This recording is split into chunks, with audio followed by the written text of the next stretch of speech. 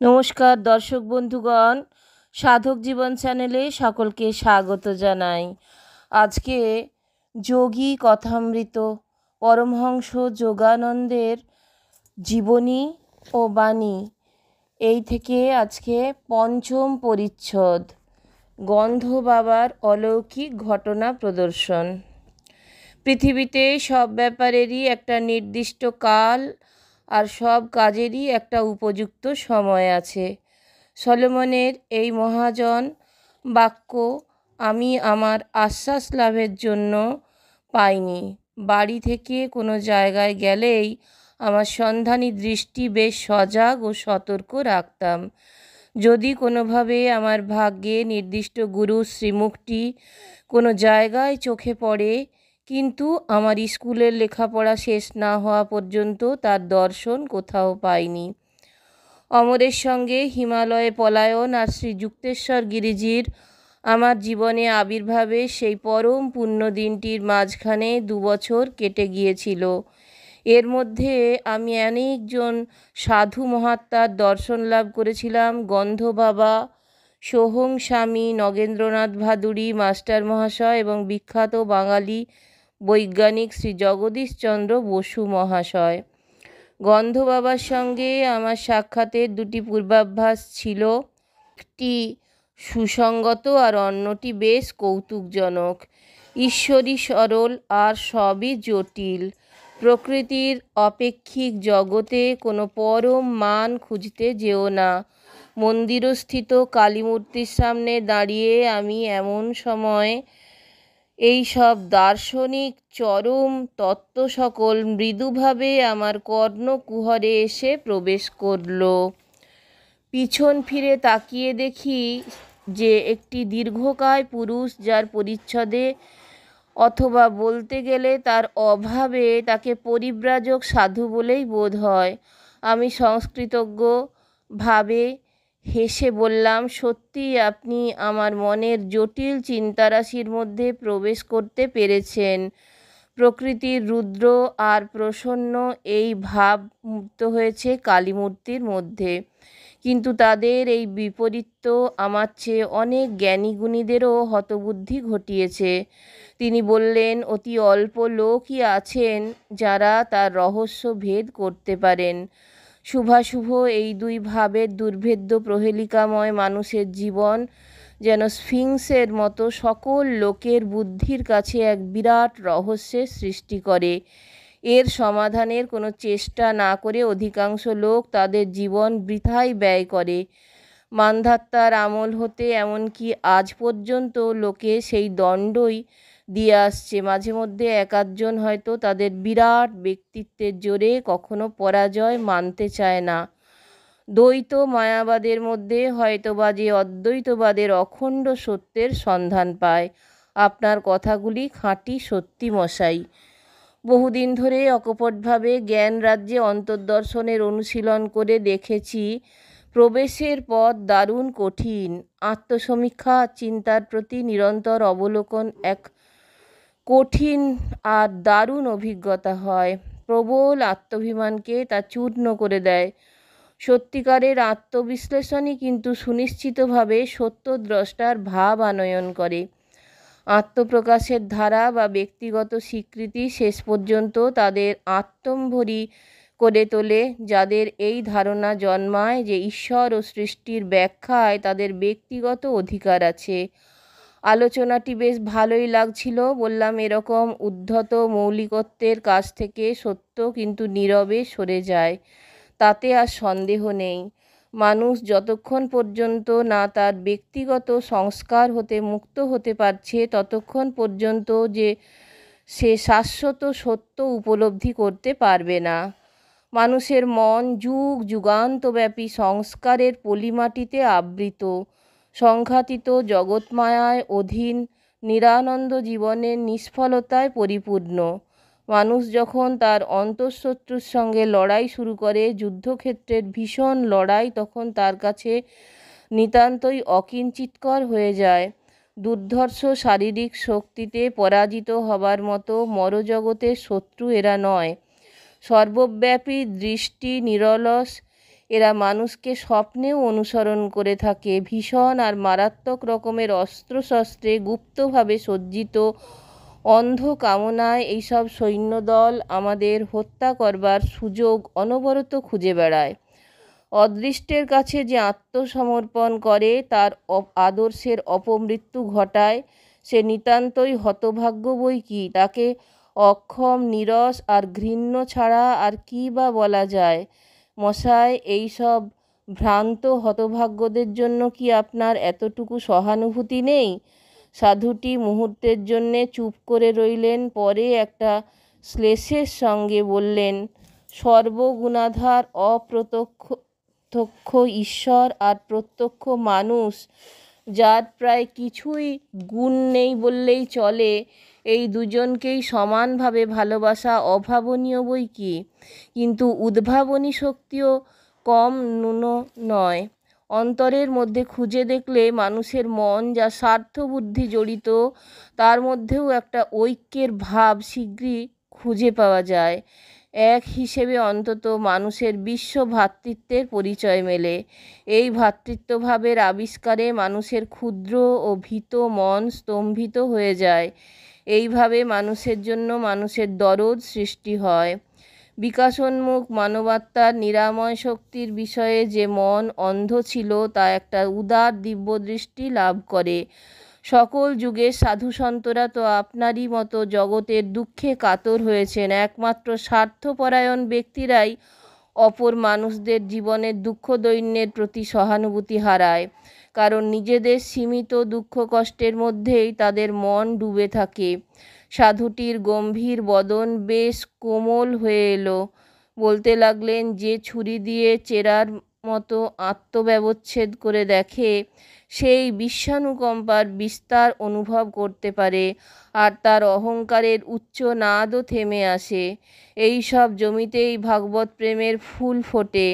অবশেষে জীব আর কিছু না হোক মনের যন্ত্রণায় অস্থির হয়ে তার সৃষ্টিকর্তার দিকে তাকিয়ে বলে, আর কেন প্রভু, আর কেন? আর যে পারি না। দুঃখের দারুণ কষাঘাতে জর্জরিত আর তাড়িত মানুষ অবশেষে সেই অসীম সত্তার দিকেই ধাবিত হয়, যার অনুপম রূপের মাধুরী একমাত্র তাকে তার প্রতি আকৃষ্ট করে। সাধুটি আর আমি কলকাতায় বিখ্যাত কালীঘাট মন্দিরে কালীমায়ের অপরূপ সৌন্দর্য দর্শন করবার জন্য গিয়েছিলাম। আমার ক্ষণিকের সাথীটি তখনই আবার সঙ্গে সঙ্গে মন্দিরের কারুকার্য ও শোভাকে কোনো গুরুত্ব না দিয়ে বলে উঠলেন, ইট কাঠ মনে কোনো সাড়া জাগায় না, হৃদয় কেবল প্রাণের সুরেই বিকশিত হয়। সূর্যকিরণের মধ্য দিয়ে আমরা দরজার দিকে অগ্রসর হলাম। মন্দিরে তখন অসংখ্য ভক্ত পূজার্থীর দল যাওয়া আসা করছিল। সাধুটি আমায় গম্ভীরভাবে নিরীক্ষণ করে বললেন, তুমি শিশু, ভারতবর্ষ শিশু। প্রাচীন মুনি ঋষিরা আধ্যাত্মিক জীবনের অক্ষয় আদর্শ স্থাপন করে গেছেন। তাদের সনাতন প্রথা অধুনাতন দেশ ও কালের পক্ষেও যথোপযুক্ত। জড়বাদের মোহে আচারভ্রষ্ট আর বিকৃত না হয়ে সেই সব ধর্মানুশাসন বা তার উপদেশাদি এখনও ভারতবর্ষকে গড়ে তুলছে। হাজার হাজার বছর ধরে বিপর্যস্ত বুদ্ধি পণ্ডিতেরা যার মূল্যায়ন করতে পারেননি, সন্দেহপ্রবণ সেই কালের বিচারে বেদের মূল্য আজ নিরূপিত হয়ে গেছে। এইটাকেই তোমার উত্তরাধিকার বলে গ্রহণ করো। পরম বাগ্মী সেই সাধুটির কাছ হতে বিদায় গ্রহণ করবার সময় তিনি এক ভবিষ্যৎবাণী করে বসলেন, এখান থেকে যাবার পরই কিন্তু তোমার একটি অদ্ভুত অভিজ্ঞতা ঘটবে। দেখো। মন্দির সীমানা ছেড়ে আমি উদ্দেশ্যহীনভাবে ঘুরে বেড়াতে লাগলাম। একটা বাঁক ঘুরতেই বহুদিনের পরিচিত একটি লোকের সঙ্গে হঠাৎ দেখা হয়ে গেল। ইনি হচ্ছেন সেই সব মহাপ্রভুদের একজন, যারা একবার আলাপ জুড়লে আর তাদের স্থানকালের মাত্রাজ্ঞান থাকে না। আমি কিন্তু তখন তার হাত এড়িয়ে তাড়াতাড়ি সরে পড়বার মতলব করছিলাম। দেখে সে বলল, আচ্ছা, তোমায় আমি শিগগিরই ছেড়ে দেব, কিন্তু আমাদের সেই ছড়াছাড়ি হবার পর যা কিছু ঘটেছে তা সব একে একে বলো দেখি। বললাম, কি মুশকিল! আরে, আমাকে যে এক্ষুনি যেতে হবে, কিন্তু হলে কি হয়, কে বা শোনে কার কথা। সে তো আমার হাতটি পাকড়ে ছোটোখাটো যত সব খবর একে একে বার করে নিতে লাগলো। মজা মন্দ নয়, যতই আমি বলি ততই সে ক্ষুধার্ত নেকড়ের মতো আরও খবরের সন্ধানে লালায়িত হয়। মনে মনে আমি মা কালীর কাছে প্রার্থনা শুরু করলাম যাতে চট করে পালাতে পারি, তার একটা উপায় বার করে দেবার জন্য।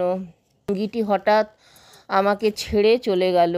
একটা মুক্তির নিঃশ্বাস ফেলে দ্বিগুণ জোরে পা চালিয়ে দিলাম, এই ভয়ে যে আবার তার বকবকানির পাল্লায় পড়তে না হয়। পশ্চাতে দ্রুত পদধ্বনি শুনতে পেয়ে আমিও গতি বৃদ্ধি করলাম।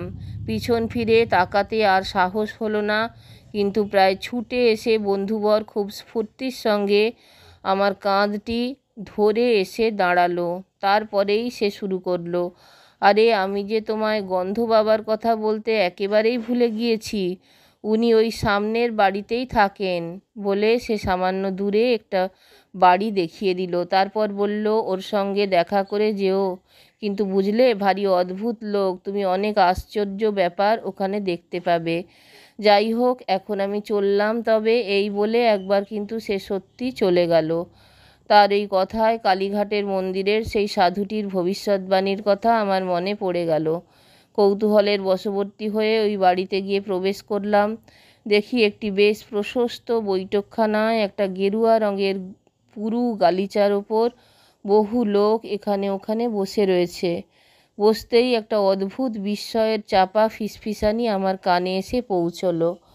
ওই দেখো, গন্ধ বাবা বাঘঝালের ওপর এসে বসে রয়েছেন। উনি যে কোনো গন্ধহীন ফুলের ভিতর স্বাভাবিক সুগন্ধ এনে দিতে পারেন, তাছাড়া কোনো শুকনো কুঁড়ি ফুটিয়ে তুলতে অথবা কারুর গা থেকেও অতি মনোরম গন্ধ বার করতে পারেন। শুনে সাধুটির দিকে আমি সোজা তাকালাম। সাধুটির চঞ্চল দৃষ্টি আমার ওপর স্থির হয়ে দাঁড়ালো। শ্যামবর্ণ নধর দেহ, শুশ্রু বিশিষ্ট চক্ষু দুটি বেশ বড় বড় আর উজ্জ্বল। বললাম, বাবা, তোমায় দেখে খুব খুশি হয়েছি। কি চাও বলো? কোনো গন্ধ চাই? মনে হলো কথাগুলো যেন ছেলে মানুষের মতো। জিজ্ঞাসা করলাম, কি হবে? বললেন, অলৌকিক উপায়ে গন্ধ বেরোচ্ছে, দেখতে পাবে। ভগবানকে গন্ধ তৈরি করার কাজে লাগান নাকি? তাতে কি হয়েছে? ভগবানই তো গন্ধ তৈরি করেন। তা বটে, তবে তিনি ফুলের নরম পাপড়ির ভেতরেই গন্ধ তৈরি করেন, সদ্য সদ্য ব্যবহারের পর ফেলে দেবার জন্য। আপনি ফুল তৈরি করতে পারেন কি? হ্যাঁ, তবে সাধারণত আমি কেবল গন্ধই তৈরি করি।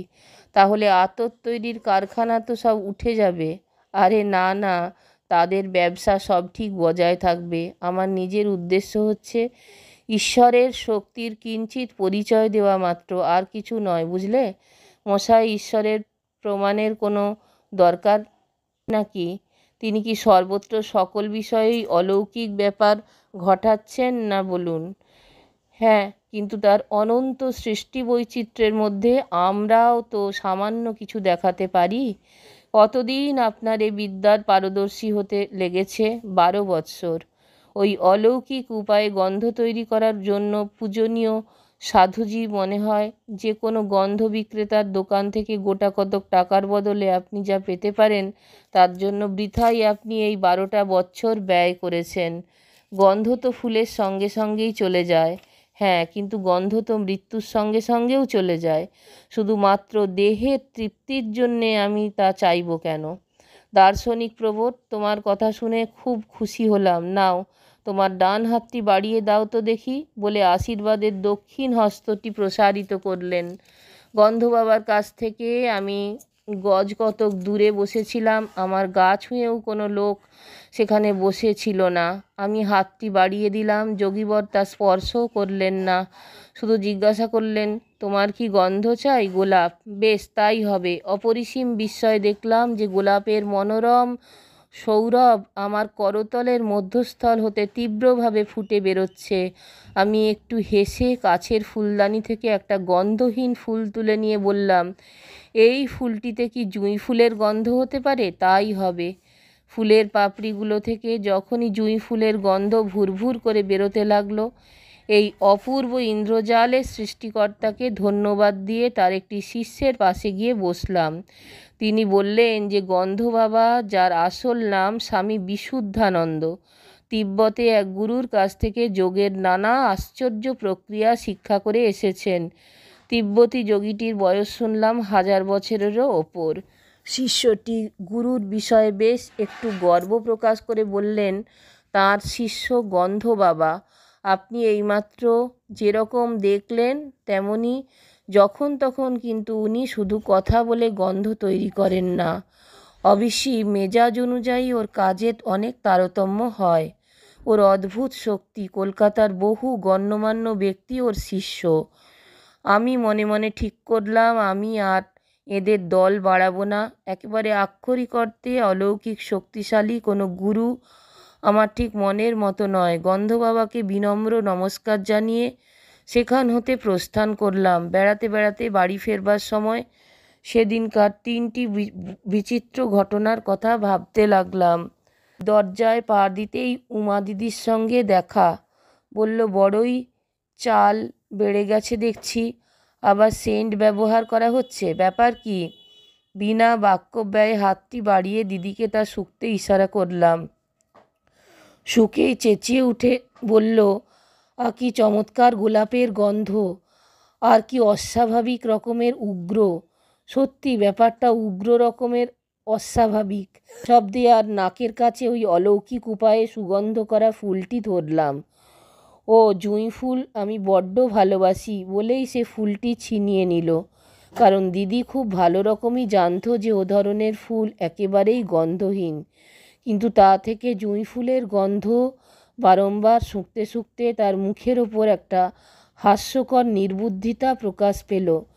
দিদির ওপর গন্ধের প্রতিক্রিয়াতে আমার একটা সন্দেহ দূর হলো, বা গন্ধ বাবা আমার উপর আত্মসমাহিত অবস্থা আনাতে আমি কেবল গন্ধটা টের পাচ্ছিলাম।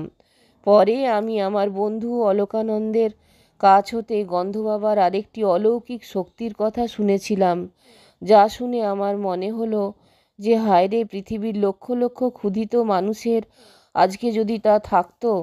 অলোকানন্দ বলেছিল, বর্ধমানের গন্ধ বাবার আস্তানায় এক উৎসব উপলক্ষে শতাধিক অভ্যাগতের মধ্যে আমিও উপস্থিত ছিলাম। বিরাট আনন্দোৎসব। অনেকেই এসেছেন। যোগীবরের শূন্য থেকে জিনিস তৈরি করার কথা শুনে আমি একটু হেসে কিছু অসময়ের ট্যাঞ্জারিন কমলালেবু তৈরি করবার কথা বললাম। সঙ্গে সঙ্গে কলাপাতার ওপর পরিবেশন করা লুচিগুলো বেশ ফুলে উঠল। প্রত্যেকটি লুচির খোলের ভেতর একটি করে খোসা ছাড়ানো ট্যাঞ্জারিন কমলালেবু। আমারটিতেও তো ভয়ে ভয়ে কামড় দিলাম, কিন্তু দেখলাম না, বেশ সুস্বাদু। বহু বৎসর পর আমি উপলব্ধি জানতে পেরেছিলাম কি করে গন্ধ বাবা ওই সব তৈরি করতেন। কিন্তু হায়, ওই প্রক্রিয়াটি চিরকালই জগতের ক্ষুৎপীড়িত মানবগোষ্ঠীর আয়ত্তের বাইরে থেকে যাবে। বিভিন্ন ইন্দ্রিয়গ্রাহ্য উত্তেজনা যা মানুষের ওপর প্রতিক্রিয়া সৃষ্টি করে, শব্দ, স্পর্শ, রূপ, রস, গন্ধ, তা সব ইলেকট্রন আর প্রোটনের স্পন্দন তারতম্যে উৎপন্ন হয়। ওই স্পন্দনগুলি আবার প্রাণ অর্থাৎ লাইফট্রন দ্বারা নিয়ন্ত্রিত হয়। এই লাইফট্রনই হচ্ছে সূক্ষ্ম প্রাণ শক্তি, অথবা পারমাণবিক শক্তি অপেক্ষাও সূক্ষ্মতর শক্তি, যা সুকৌশলে নির্দিষ্ট বৈশিষ্ট্যযুক্ত পঞ্চ তন্মাত্রের ওপর প্রতিষ্ঠিত। গন্ধ বাবা কতগুলি যৌগিক প্রক্রিয়ার বলে নিজেকে ওই বিশ্ব প্রাণ শক্তির সঙ্গে এক সুরে বেঁধে এইসব লাইফট্রনগুলির স্পন্দনশীল গঠন কার্যে পরিবর্তন সাধিত করে। তাদের ইচ্ছা মতো রূপ দিয়ে ঈপ্সিত ফললাভ করতে পারতেন। তার গন্ধ বা ফল তৈরি করা বা অন্যান্য আশ্চর্য ব্যাপার সকল এইসব জাগতিক স্পন্দনেরই বাস্তব রূপ মাত্র, সম্মোহিত অবস্থায় তৈরি কোনো আভ্যন্তরীণ অনুভূতি নয়। দর্শক বন্ধুগণ, আবার ফিরে আসছি পঞ্চম পর্বের পরবর্তী অংশে, পরবর্তী পর্বে। আর যদি আপনাদের ভালো লাগে তাহলে অবশ্যই চ্যানেলটা একটা লাইক, শেয়ার, সাবস্ক্রাইব করার অনুরোধ রইল। সকলকে অজস্র ধন্যবাদ চ্যানেলে আসবার জন্য এবং আপনাদের সময় দেবার জন্য। ফিরে আসছি পরের পর্বে।